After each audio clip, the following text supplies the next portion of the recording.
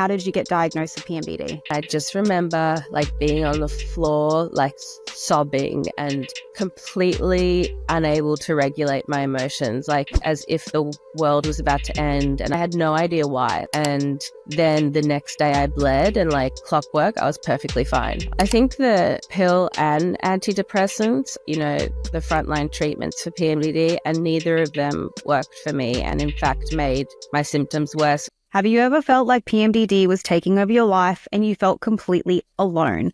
Or maybe you know someone who was diagnosed with premenstrual dysphoric disorder, because this episode is really close to my heart. Today's guest, Dena Kaplan, knows that feeling all too well. Dena is an Australian actress, singer, dancer, and DJ, best known for her role as Abigail Armstrong in the TV series Dance Academy. She shares her journey of battling severe PMDD while navigating a demanding career in the spotlight. From feeling like she had two different personalities, Jekyll and Hyde, to self-medicating just to survive. Dena opens up about the darkest moments and the resilience that it took to find healing. She shares what worked, what didn't work, and how she's finally regained control of her life, something that she never dreamed was possible. This conversation is raw, real, and a reminder that you are not alone in this fight. So if you know someone with PMDD or you yourself have been diagnosed with PMDD, this episode is exactly what you need. It's time for confession. Dena, welcome to Her Health Confessions. I'm so excited to hear your story. We've spoken a little bit offline, share some very mutual stories from the sounds of it, but I want to get straight into it. First off, I ask everyone who comes onto the show what their health confession is. So Dena, what is your health confession? My health confession is that I have very severe PMDD and an array of other mental health issues that align with that. But I'd say that's the leading one. Can you share the moment when you first realized that something was maybe different about your menstrual cycle? And then how did you get diagnosed with PMDD? Sure. Yeah, my realization and diagnosis came quite young, which I'm really grateful for, because I know a lot of women are only coming to the realization quite later in life. But I was about 17, and at the time I was performing in a musical, doing 8 shows a week, really, really high responsibilities as a performer.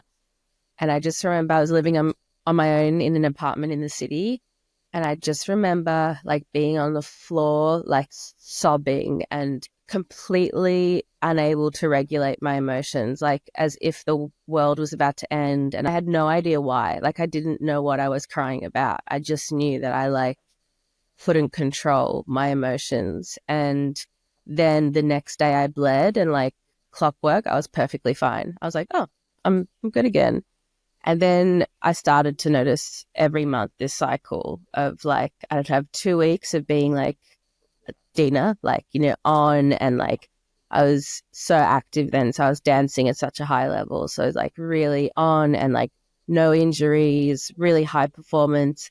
And then I would ovulate, and then I would notice this sort of downward spiral heading towards my period. And my moods would just get lower and lower and lower. And then I'd say maybe the week leading up to my bleed, I would just be in such a severe state of depression. And it eventually became panic attacks, because I was, what's the word? This impending doom, knowing what was coming every month. And then I would bleed, and then clockwork, I'd be fine again. So it was it was black and white. It was like a light switch. It was I called it my Jekyll and Hyde syndrome. It was two personalities. I remember thinking I had bipolar. So that was all happening at around 17, 18. And then I moved to the States to continue with my acting and performing. And it just escalated. The more my lifestyle, the more unhealthy my lifestyle became. I was performing late at night. I was touring a lot. I was on airplanes and tour buses and all this stuff. So the more that ramped up, the symptoms of the PMDD ramped up even more so. So I was more inflamed. I was more emotional. I couldn't get a grip on it. And at that point, I was really self-medicating, trying to manage it, and a really big career at the same time. And then I think it was about my mid-20s that I went to see a psychiatrist. I'd seen multiple psychologists and doctors, and like they were all just telling me to go on the pill. And every time I went on the pill, it made it worse. And I was like, found myself once, like I'll never forget, I was like in Sydney standing on the edge of a cliff, and I like sort of was in a trance, I guess, you know, almost like a psychosis. And I came to, and I was like, okay, I'm never ever taking the pill again. Like this is where that's led me. So the pill actually made my PMDD symptoms worse. So I'd seen multiple doctors, like GPs. They had no idea what I was talking about. Eventually I went to see a psychiatrist, and he was the first person to diagnose me with PMDD. And when he read me the symptoms, I was like, oh, like, yeah, this is me. You know, I just ticked every single box, and in a very extreme way. So yeah, it started young for me. And I remember like my mum being very aware of this, like we all knew like Dena had depression and anxiety, and it got really, really bad. But my mum was always like, but it's really cyclic. Like there's a pattern here. Like I don't think you're like this all the time, you know. And she kept reminding me of that. She's like, you get better and then it comes back, and then you get better. And then so it was really good to sort of have an outsider be able to remind me that this wasn't going on all month long. And we were able to recognize that. And then the psychiatrist diagnosed me. And then it was a very long journey to get to where I am now, which is in a really good place with it. But yeah, years and years and years of suffering and self-medicating. And, you know, it led me down such a awful path. Like really, it was, I just feel so much for young women, or all women, any women suffering with this, because I just remember the hopelessness and the absolute like defeated, just wanted to give up. So because you just know every month that it's coming. It is so relentless and it's so exhausting. And I had to sacrifice so much of myself and my career to really manage this huge condition. And it wasn't until now, when I'm in my mid-30s, that I got like a proper way of treatment and answers. What was the way that you were self-medicating it? Well, so when I was in LA, I was touring at the time with a really big band. And again, it was like high responsibilities and performance pressure. And for 2 weeks of the month, I would be fine and everything would be okay. And then as the PMDD symptoms would start to ramp up, it would start to affect my performance. And I was starting to have panic attacks, and insomnia was a big thing for me. And just like the inability to regulate my nervous system in any way. So I started using benzos like Xanax and Valium. And that was kind of, for me, like the answer, because it sort of numbed out all the symptoms.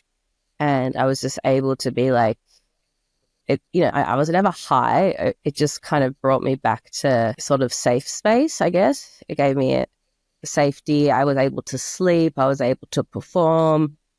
But, you know, it led me down a really horrific path of addiction to Xanax and benzodiazepine. And then I had to get off them. And that was a hell I wouldn't wish upon anyone. And, you know, like ending up, you know, in rehab, trying to get off these prescription pills was just like the biggest nightmare ever. And so there was this whole, like, there was years of me being sort of in addiction and self-medication, using benzos and sleep. I'd use sleeping pills as well because the insomnia was really bad. I never really used alcohol because it made my PMDD symptoms worse. So Xanax was like the only thing I could find that really numbed things out, but then I was still okay the next day to function and still perform. But yeah, it was years and years of sort of then treating addiction and me going into recovery and me in rehabs and me doing all this stuff. But like the root cause, the PMDD, was never getting treated. I was just now treating the symptoms of, you know, what I had to do to manage and to cope. And so, yeah, it wasn't really till recently that I've come full circle and been able to treat the PMDD, because it got very confusing. Like it's one of those things that I think for me at the time, there wasn't enough information. You know, doctors didn't know enough, psychiatrists didn't know enough. I didn't have enough options. So I had to sort of take things into my own hands, which is really sad. And, I've got a lot of trauma from that journey. But yeah, that was my drug of choice to cope. And I always say, like, I was never trying to get high. I was just trying to get by. Like I wasn't partying. I wasn't there like out late at night. I was just trying to fucking function. Yeah, trying to survive. Yeah, trying to survive. There's a couple of things that you've mentioned. Like the first one was the bipolar, and I find that so common. Like anyone who's obviously heard my story, very similar. I thought I had bipolar because I couldn't understand these mood shifts that were happening at the time. I couldn't see the patterns of this cyclical nature that was happening. So I know many girls are going to identify with that in particular. Many are also misdiagnosed with bipolar when it's actually PMDD. The second thing you said that was interesting was the birth control pill actually made it worse, which I also find is not spoken about potentially enough in regards to PMDD, where birth control might be a first-line agent that's being used, and actually the symptoms can potentially get worse, and they're not hearing enough stories in regards to that. So, I mean, thank you so much for sharing, especially about those two in particular. Yeah. And go mum. Go mum for identifying those cycles. Yeah, for sure. I think the pill and antidepressants are, the frontline treatments for PMDD, and neither of them worked for me, and in fact made my symptoms worse, which is actually, now I've learnt from the professor I'm working with, that is actually quite common for women. And like the first question she asked me was, did you respond badly to the pill? And how was your first trimester in pregnancy? So she was trying to already see how my hormones were reacting. And yeah, I think I agree. It's not spoken about enough. And I get so frustrated when I hear these young women saying, like, the doctor just said to go on a pill. And I'm like, because for me, that was like the most I ever was when I was put on the pill. Like my symptoms exacerbated so severely. And yeah, I just think there's so many lifestyle things that you can change, and diet and nutrition, and so like, lots of things we can talk about that I would try before going on the pill, and also before going on antidepressants, because I don't think they work. What were some of the most challenging symptoms that you experienced? And I guess, how did they actually end up impacting your daily life? And then most importantly, your career? How were you able to function? I don't know. I look back now and I'm just like, oh my God. Because I used to always say I could only function 50% of my life, because that's what it felt like. And I just think, if I was a man, or if I didn't have PMDD, where would my career have gone? Like it's kind of heartbreaking, because like I had to sacrifice and give up 50% of everything, really. So it affected my career greatly. It affected my relationships. Like, people didn't understand it. Boyfriends and partners didn't understand it. And how could I go from being on stage and perfect and at the gym and smashing life and high functioning, to in bed, completely irrational, unable to regulate my emotions, can't see straight, brain fog, can't function, can't make appointments, can't do anything, can't exercise because I'll get injured.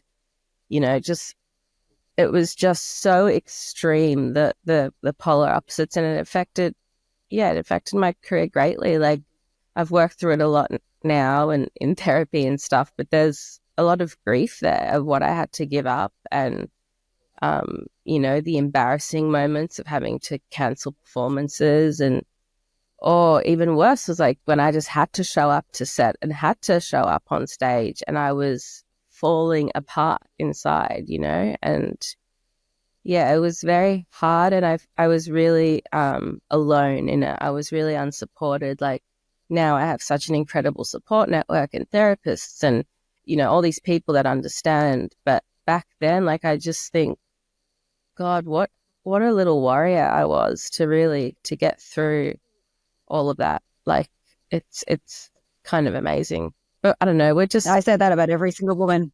women was so resilient, like we were so strong. With PMDD, I'm like, any woman who's able to withstand those psychological and emotional symptoms every month is a warrior in my eyes, because it is brutal. It is really It's tough. so brutal.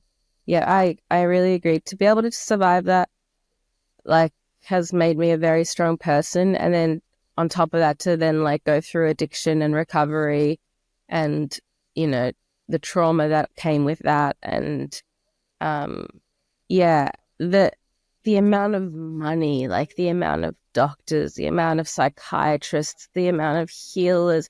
I mean, you get to a point when you're in so much pain and desperation that you're no longer discerning about, you know, like I remember like going to psychics and paying hundreds of dollars, and I was in Byron and, you know, seeing every life coach and healer in the world, like, and it's just, I just think of all the money I spent and all the time and energy trying to understand this condition and what to do about it, because no one had answers.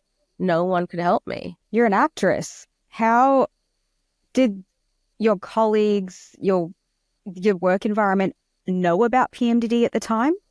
No one knew. And no one ever really saw. I was so professional, and my work ethic it still is. Like have such a strong work ethic, and I don't know, I can't even really remember. I would just get through it. I think the distraction of work probably helped. Like I actually remember that when I wasn't working, like when I was between jobs, symptoms were a lot worse, because I think I could collapse into it and my body could actually like feel what it had to feel. Whereas with work, I just so often had to hold it together and pretend I was okay. But I don't know, it makes for being a great performer, being able to pull on emotions, you know, and yeah, I don't know. It's, I can't really remember, to be honest. I think I just got through.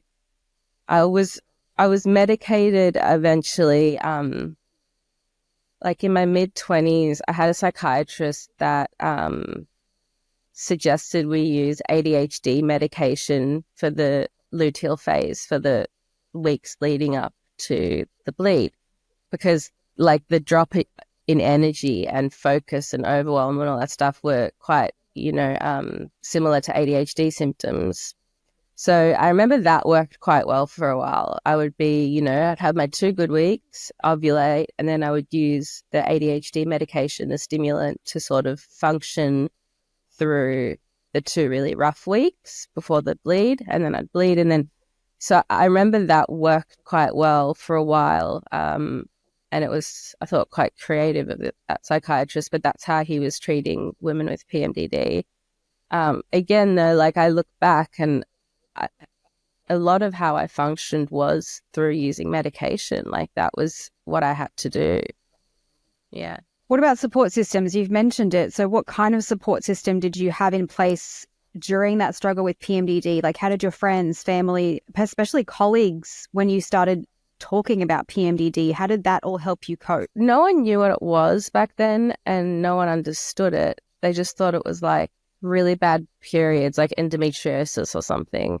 Like I don't think people ever quite understood the psychological aspect of it, and that for me it was more emotional than it was physical. So no one really got it, and I didn't have a support system around me back then.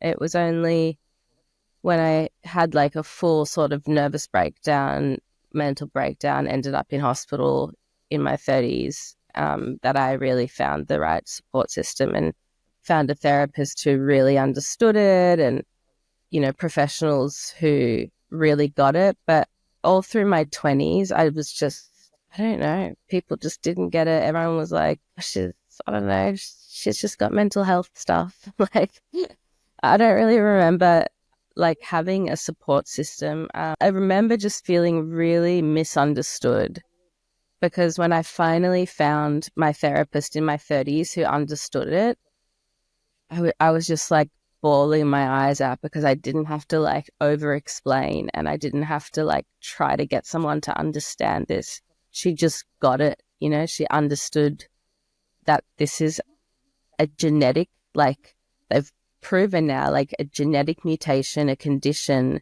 like a serious, serious, serious condition. And I didn't have to explain it. And I just remember that was the most healing thing in the whole world, was just being understood and validated. Can you talk then about the emotional? You said that you experienced more emotional than the physical. I was the same, but what was the emotional and mental toll that PMDD took on you? How did you navigate those difficult times? Like, you've mentioned that you self-medicated, but what else did you do surrounding that emotional toll that it took? I don't know. I just survived.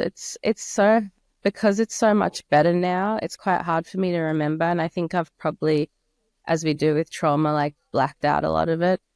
But I just survived. I did what I had to do. Like, I'd stay in bed a lot. I would isolate a lot because I knew that people wouldn't understand it. So I would either distract myself and like be addicted to work and use pills to manage, or I would isolate and like be in a room for days on end, in darkness, and just trying to sleep it off by taking sleeping pills or something. I don't really know what else I did. I think I just survived, and every month was like, am I going to make it through? I don't know. Like, I don't know if I've got another one in me. Like, I really was so, I was so over it, and I was just, I've got like memories of, mum and dad coming into my room and like me just being in darkness in bed in such a deep depression, completely unable to like find logic and reason, like to have this amazing life and this amazing career and an amazing family. I just wanted to die. I just did not want to, like, I was like, get me off this planet. This is the worst. This human experience is the worst. And I can't do this every month of my life. I cannot climb the mountain and fall down every month and then get back up and climb again. Like, I was just so defeated. But I don't know. I guess I survived because I'm still here. So. What do you think, though, are the misconceptions surrounding PMDD? Like, I know for me personally, I had so much shame. Like, I was so embarrassed, or I just hid the fact that it was PMDD because, as you said, people didn't understand what it was. They'd say, oh, you mean like endometriosis, or there's some type of PMS. And when you would explain to them what it was I was experiencing, it was a blank face. So I started having shame because I felt like, well, there's something really fundamentally wrong with me that I'm experiencing this before my period and others don't. Yes. So what do you think the misconceptions around it are? And did you experience that shame side that can come with it? So much shame. I was drowning in shame. I mean, I just wanted to be this like high functioning, perfect performer that had her shit together. I didn't want to let people down. I didn't want people to worry about me. I didn't want my relationship to fall apart every month. I hated being the victim. I hated being in need. I was so embarrassed. I was so ashamed. So yeah, I hid it so much, and so much of the work I've done now in my healing is around shame reduction, because there's just so many years, like from the age of 16, of just being mortified and embarrassed. And how am I going to explain this to my agents and my managers and, rooms full of men? Like, how am I going to ever get people to understand what this is when I don't even understand it, and doctors don't even understand it yet? Like, I think there's more information around it now, but for me, like, at 25, like 10 years ago, there wasn't. It really wasn't. I think the misconception, like the biggest misconception, is, I guess, the seriousness around it. Like I now have the privilege of working with a professor who is an absolute expert in PMDD, and she's helped me understand the way, like, this genetic mutation that's in us that triggers off the PMDD is triggered by trauma. And like every month, the body is going through more trauma and the nervous system is going through more trauma. And I think the misconception is like how much of a psychological problem it is. and the absolute serious nature of it. Like, it is, when I think of the darkness it took me to, and like this ideation and that sort of space that I had to sort of navigate my way out of every single month, I think that's a misconception. Like, it's not a bit of period pain with sore boobs and like a bad mood and feeling bitchy. Like, it's like a serious psychological mental illness, you know, and condition. So I think that's a misconception, and I just wish it was more understood. I really do, because I think it's a lot more common than people realize, and I think a lot of women are suffering and not really understanding. And yeah, I mean, I remember being at one point, I mean, I've had multiple admissions to hospital, but at one point I was really in a really bad place, and I was in a psychiatric hospital, and I just remember sort of them asking me all these questions, and then they said, "Oh, okay, so you're showing traits of borderline and traits of bipolar, but you know, we don't actually know if that's it, but we could maybe start you on lithium and see how you go." And like, when I think of that stuff, like, it's so heartbreaking and frustrating to me that there was so little knowledge around it, you know, and that I potentially could have had years of my life could have been different had I got the right treatment earlier. What it did do is make me an incredibly proactive, self-assertive, like, healer in my, like, I took it into my own hands. Like, I was like, all right, no one can tell me what's going on. I don't know how to fix this. So I took a lot into my own hands in terms of lifestyle, like around diet and nutrition and sleep and acupuncture and natural medicine and all these things. So it made me a very, very proactive person in my own wellness journey, which, you know, I'm really proud of. And I think I've like found solutions for PMDD by doing things, you know, that I discovered that worked for me along the way. I had a very similar experience. The same thing. I've had 4 stints in a mental health hospital, and it was very similar that not many of them at the time knew about PMDD. So the same thing, they were, you know, chucking around CPTSD, and as I said, trauma's heavily connected to the entire, especially in terms of epigenetic changes. But at the time when you were hospitalized, no one obviously was identifying even then that it was PMDD. They were kind of stabbing in the dark from the sounds of it.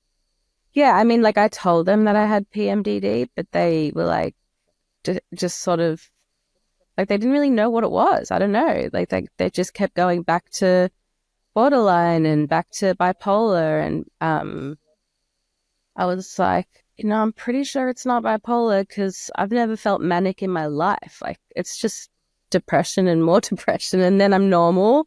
And then, you know, and then I drop. But I'd never had a manic episode. I'd never felt that euphoric mania, like, kind of wish I had, but I've never felt that in my life.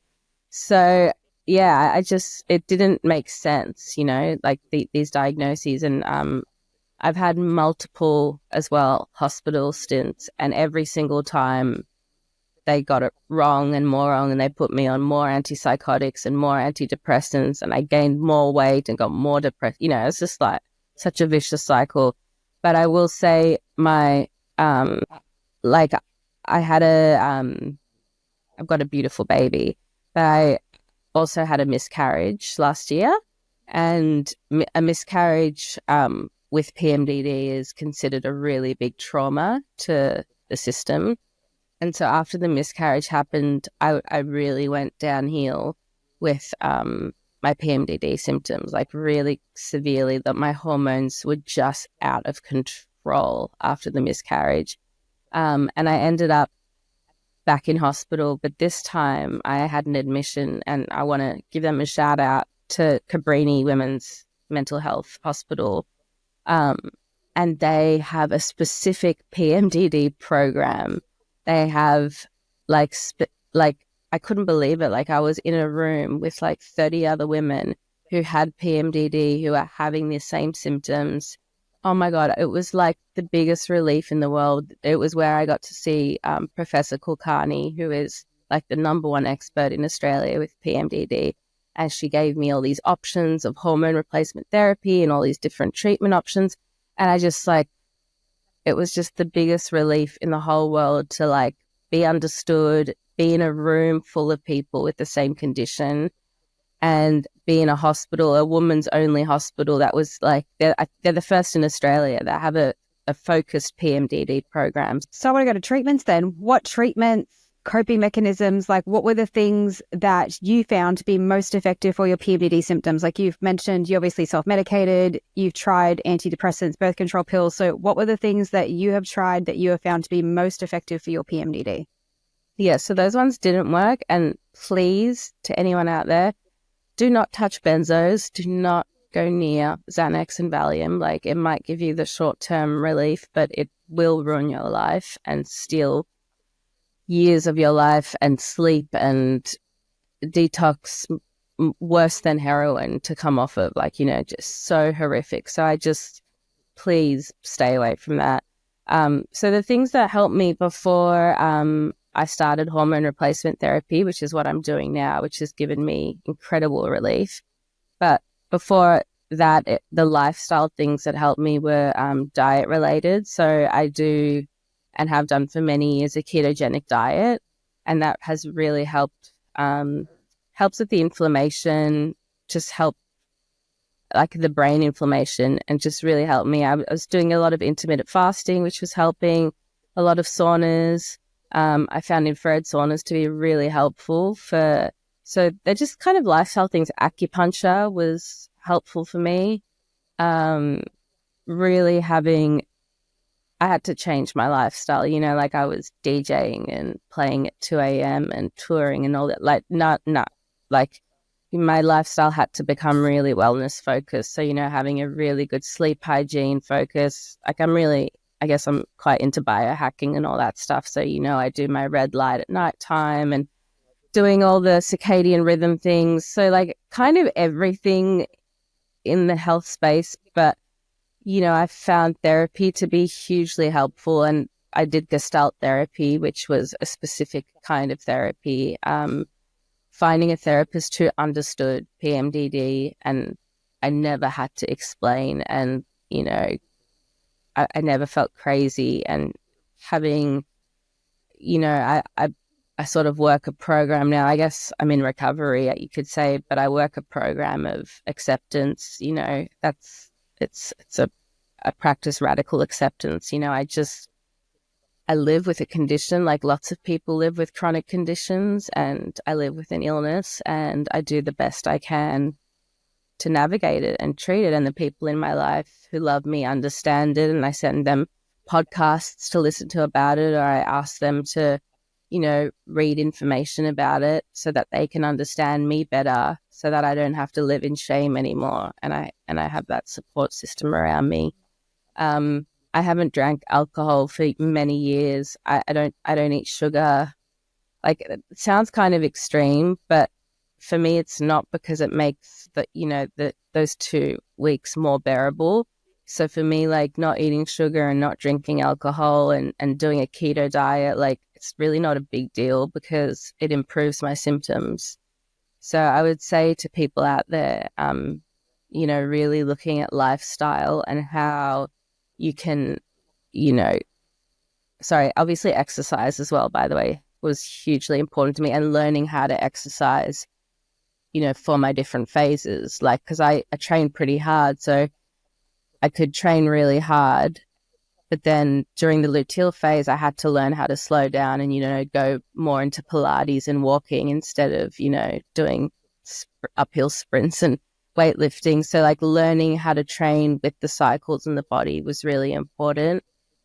And I think like giving myself some grace, you know, like I did pull back in my career, and I pulled back in life in many ways. Like I live a much quieter life now. And I've just had to give myself some grace because, yeah, I just have that sort of acceptance around the condition I live with. But more recently, after my last admission at Cabrini, I had the absolute pleasure of seeing Professor Jay Shahari Kulkarni.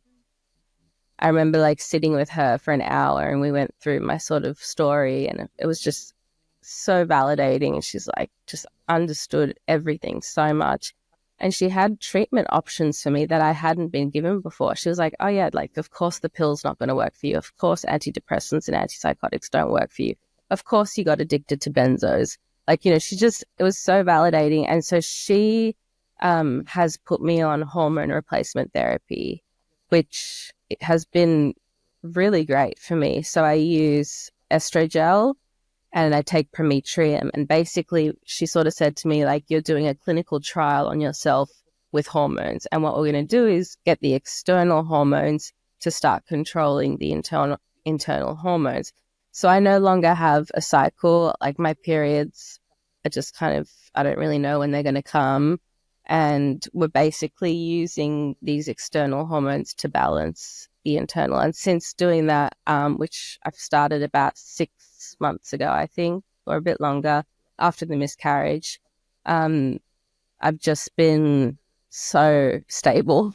Like, you know, not having the ups and downs, not having any PMDD symptoms. Like, I'm a bit more flatlined perhaps, but I'm definitely just more stable. And yeah, so that's been amazing for me. Obviously, you know, it's not for everyone. If you're trying to get pregnant and stuff, it's not an option, and it might not work for everyone, but it's been for me an amazing option, and it's empowered me to, like, be able to have a bit more control. And every time I speak to her, she's like, you know, you can use more estrogel, you can use more Prometrium. We're trialing this on you. We're figuring it out on you, and we're going to see what works for you.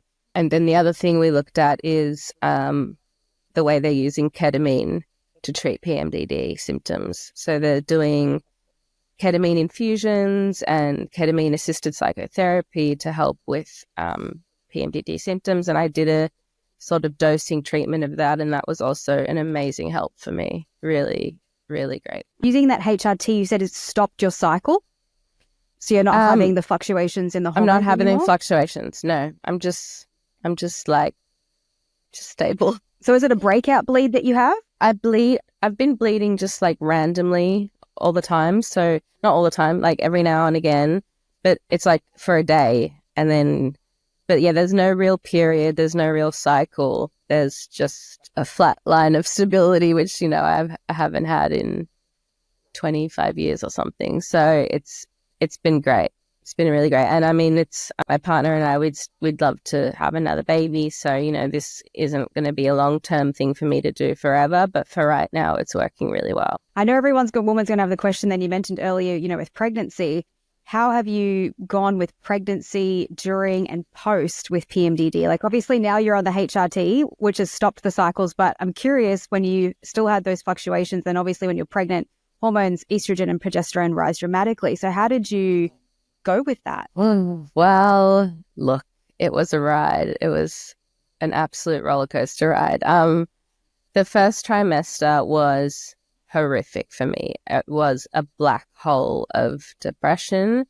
I had to be hospitalized. I was like knocked out by the depression, and it was so hormonal. Because literally, like, to the day that my second trimester kicked in, I started to feel better. And then the rest of my pregnancy was actually really lovely. So the rest of my pregnancy, like, my nervous system felt regulated. The progesterone, like, I felt calm. I felt at peace. So it was just that first trimester, and, like, we got through it, and it was rough. I needed extra support. And I needed to be around women who could help me. There's an incredible place in Sydney I'll give a shout out to as well, called Hope in Health. It's an incredible facility, and the women that work there are just amazing and have a lot of knowledge around PMDD. So yes, that first trimester was horrific, as was the miscarriage, because it was a first trimester. But then my second trimester, moving onwards, it was beautiful, and I slept and I felt at peace, and I didn't have PMDD symptoms. I was I was hormonal. Like, I'd get ragey, and I'd get very teary, more so after the miscarriage and the pregnancy. Like the miscarriage, I just could not control my emotions. Like I remember being in the car with my partner, my beautiful partner, who's like just the most compassionate man in the entire world. Like the space he holds for me and my hormones is just incredible. But we were driving to a Nick Cave concert, and we live out in the countryside, so it was about an hour and a half drive, and I just sobbed. Like I just could, like, like, like that hysterical sort of sobbing, and not even knowing why or how to stop it, or like, it was just that hormonal emotion that is just like so uncontrollable, and you feel so dysregulated, and you feel so stupid. But I had that both first trimesters, but I want to give hope to women out there that it did get better, and it did settle down, and my actual birth, and that was really beautiful. I struggled a little bit. Can't really remember if it was a little bit or a lot. Like it's so hard. You're in the bubble of newborn world, and there's so much bliss and joy that sort of outweigh the hormonal. Like I know I struggled, when I stopped breastfeeding. I struggled like anytime there was a change hormonally, like, after the birth, when there's that real dip, when I stopped breastfeeding, like, yeah, I struggled. Like my hormones were crazy, and I would have very big dips in depression. But at this point in my life, like I know what I'm dealing with. So I just, I just like get on with it. I am like, okay, cool. Like, yeah. So the HRT is the first time I've ever really had full relief from the madness and the chaos. And pregnancy was challenging. I was curious about that, like post-pregnancy. Yeah, it was challenging. Like, I don't think I had postnatal depression, but I definitely was experiencing deep bouts of depression. I was having, days where I was really struggling to get out of bed. But then there was also lots of good days and lots of bliss and joy. And, my daughter's like the best thing in the whole world. So I don't know. For me, it's a bit of a blur, as I think the first year of having a baby is, because you're just sort of surviving. But for me, like the benefits outweighed the challenges. Let's just say that, I guess. I'm curious if you had your genetic profiles run in terms of your methylation, your COMT gene, all those sorts of things. Yeah, I had all of that done, and I have the gene that, what is it? The mother MTHFR? Yeah. So I've got that motherfucker gene. The motherfucker gene. Yeah. So I did that, and I did a lot of I've worked with a bunch of different really brilliant naturopath clinicians, where we've like run bloods and like the sort of foods I should be eating, the minerals I need, the supplements I need. Like that's another thing as well. I think supplementation can be really helpful. But yes, I've done it. I've done everything. I can't even. I mean, I feel like, like it's a life's journey.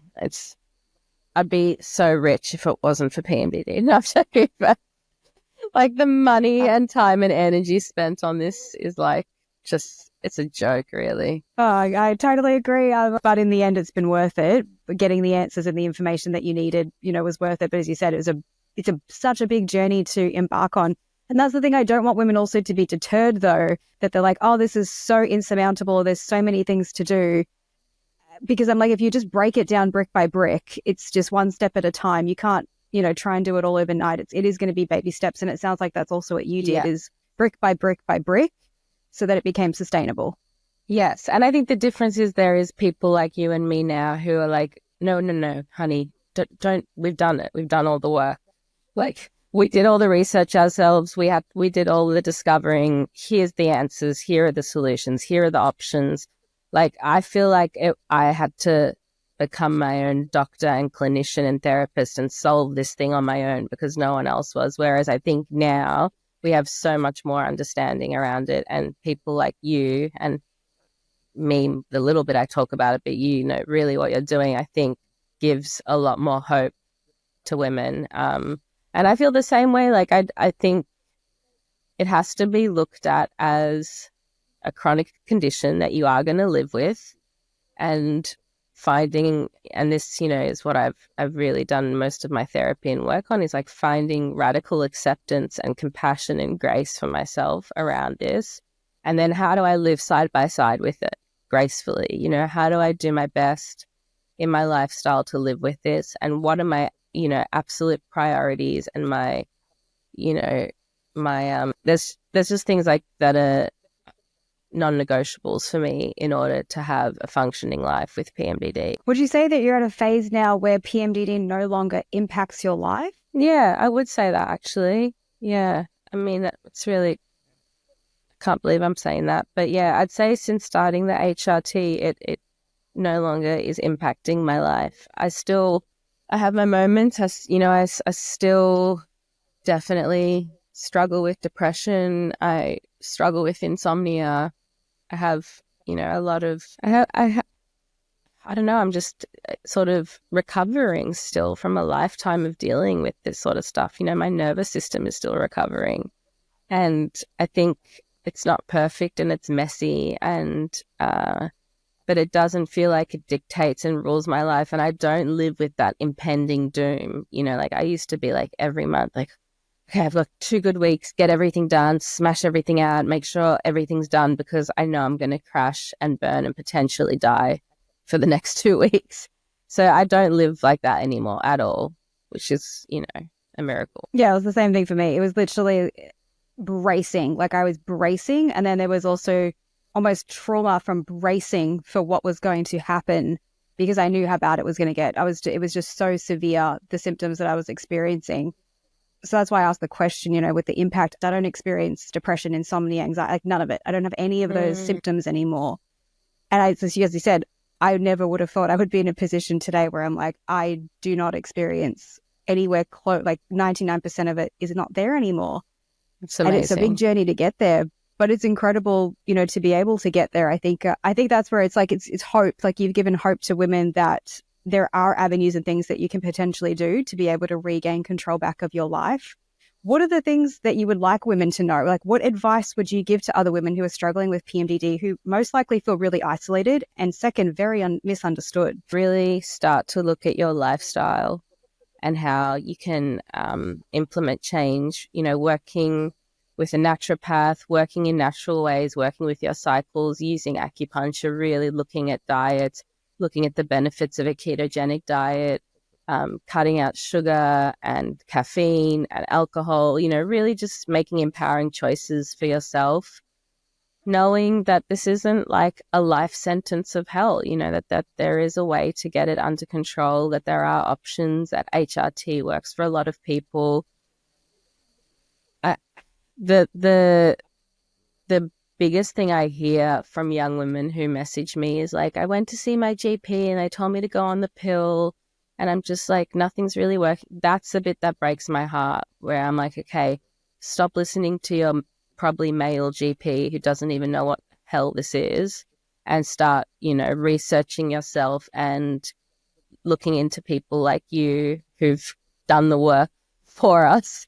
And yeah, I think making lifestyle choices, finding a really, I think women with PMDD really need to be serious about therapy. Like I think that it requires extra support. So I think finding a really good therapist who has an understanding of, you know, the cyclical nature of it. And I really highly suggest, you know, building that support network around you, because this is really a challenging condition to deal with on your own. It's incredibly isolating, and I think it's confusing. So I think, yeah, building and finding a support system, which isn't easy, by the way, like that takes years sometimes to find the right practitioners, to find the right naturopaths, to find the right acupuncturists, to find the right therapists. But you've just got to be proactive about it. Like it's your life, you know. You I don't know. I think the way I hustled in my career was how I hustled with my wellness. You know, I just was like, I've got to solve this. I can't live like this. I can't do it. Yeah, I was like, this can't be it. Exact same thought I had. I kept saying to myself, my intuition was like, this isn't making any sense. This can't be it. This doesn't add up. Our bodies are miraculous in terms of healing. Do you have a history of trauma? Did you experience trauma as a child that has also activated, changed potentially epigenetic pathways and inflammation in the body? Have you experienced something that was, maybe not even a big event, but micro events over a period of time that potentially contributed to the development of your PMDD? Yeah, I do. I experienced childhood trauma at age 3. Living in South Africa, we had a really horrific, like a shooting at our house. And so that was just a very big trauma that, I think from a young age already, my nervous system was in a hypervigilant state and, in sort of fight or flight. And then throughout my life, there was some other traumas that continued on, which I won't get into because we'll be here for hours. But yes, I think trauma very much so triggered, as I've learned now, as it can trigger the PMDD. It definitely has been part of that. And so I work really hard on my trauma stuff too. I do EMDR, I do trauma therapy, I do my inner child work, I do all that stuff because that contributes to the healing of my PMDD. And now it's really, I haven't met one woman yet. Sorry, it's full circle now. I've gone back to school. I'm studying psychotherapy and counseling now because I'm just at a point where I'm like, I want to help people. Like, I don't want anyone to go through what I went through. I don't want anyone to suffer the way I did. Like the paths and the darkness that it led me down. Like, I want to be able to help people. So it's this full circle thing where I'm now like, okay, cool. It's time to study, time to be able to help. I want to be one of those women at Cabrini or wherever specializing in being able to help women get through this stuff. Yeah, exactly what I did. It's inspired the exact same path for me. It's funny how it does that. Your worst nightmare can turn into your purpose. Who would have thought? Looking back on your journey, what have you found to be the most significant learning and personal growth moment that you have found coming from PMDD? It's a great question. I think learning and truly integrating like deep self-compassion for myself was when I started to really heal. I think so many years of shame and survival and adrenaline and cortisol, living in that way was so heartbreaking. And when I finally started working with my therapist, who I still work with now, we really, really worked on the self-compassion aspect of this and like what I have lived through and what I have survived and what I have done because there was just so much shame. Like I was like, I'm an addict, I'm, junkie, look what I've done to my life, I've ruined my career, I've ruined my relationships, everyone hates me, like no one wants to be my friend, like there was no self-compassion for like what a truly debilitating condition this is, and I've navigated my way through it. So I think that was the key for healing for me, was finding self-compassion. Dena, thank you so much for coming on the show. You are an example of, as you said, a warrior. Thank you for sharing your story, your triumphs, your challenges, your difficulty, but most of all, I think you're a walking example of what it looks like to fight and to continue advocating for yourself and to continue loving yourself to the point of where you've gotten today. And I think it's really valuable, very impressive, and hopefully it's going to inspire other women to do the same. So. Thank you. I'm so grateful to be here, and really was looking forward to talking to you because, as I said, I get messages all the time about PMDD and I can't like answer them all in depth specifically. So this is a really great opportunity for me to, I can say to people, go listen to this, and hopefully it can give them some hope. I really pray that I can be a source of hope. And I'm the same as you. I don't want women to feel so overwhelmed by this that they, lose hope. Like there is answers. There is a way to live alongside this condition with grace and still have a happy, beautiful life. I have a happy, beautiful life. I just live with a chronic condition, It's just the way it is. Like just the cards I've been dealt. I think a really important part of my healing was learning how to slow down and like allowing myself days where maybe I can't do very much and the house isn't going to get cleaned today and I'm going to be a bit of a shit mum and we're going to put the TV on today. Because like, so just having that sort of grace and like slowing down. And I run retreats now for women, and like the biggest sort of thing that we talk about is like slowing down for the nervous system. You're the first person actually that I think I've connected with that has deeply, deeply, deeply been through the trenches of PMDD and done the work and come out the other side. So again, very grateful to have connected and just absolute privilege. So thank you so, so much. Thank you so much. Thank you for what you're doing. It's so important.